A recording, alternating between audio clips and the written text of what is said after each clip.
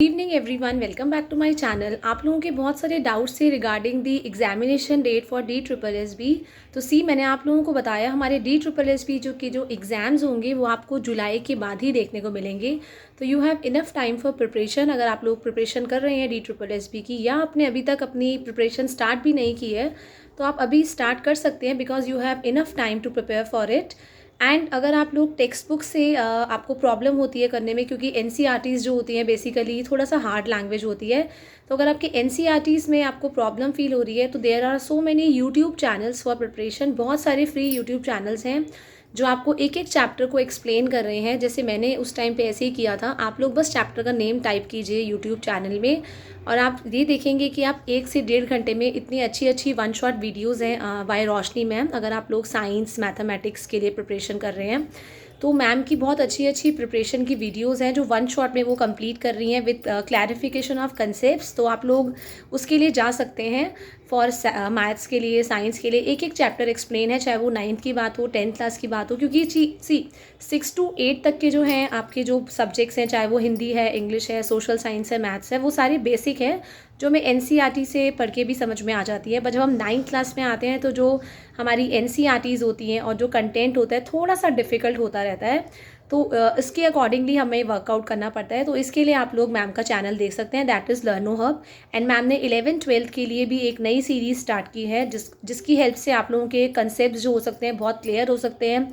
जो इतने बड़े बड़े चैप्टर्स हैं NCERT में, जो मैं ये बोलूँ कि पूरा 4-5 घंटे ले दे रहे हैं कंप्लीट करने के लिए, तो मैम ने 1.5 से 2 घंटे की वीडियो में वो चैप्टर पूरे एग्जाम्पल्स के साथ आपको कंप्लीट कराए हैं। एंड देन आफ्टर दैट, अगर आपको NCERT के अलावा अगर आप प्रैक्टिस करना चाहते हैं या आप चाहते हैं कि आपके एक एक कंसेप्ट क्लियर हों, सो यूट्यूब पे ऐसे भी काफ़ी सारे चैनल्स हैं कोचिंग के लिए जो आपको फ्री ऑनलाइन कोचिंग देते हैं।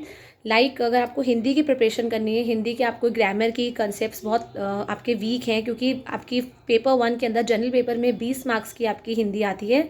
तो अगर आपके हिंदी के कंसेप्ट्स आपको क्लियर करने हैं तो देयर इज़ अ चैनल। आप लोगों ने मुझसे पूछा था कि मैं यूट्यूब चैनल का नाम बताऊं जहाँ से मैंने प्रिपेयर किया था।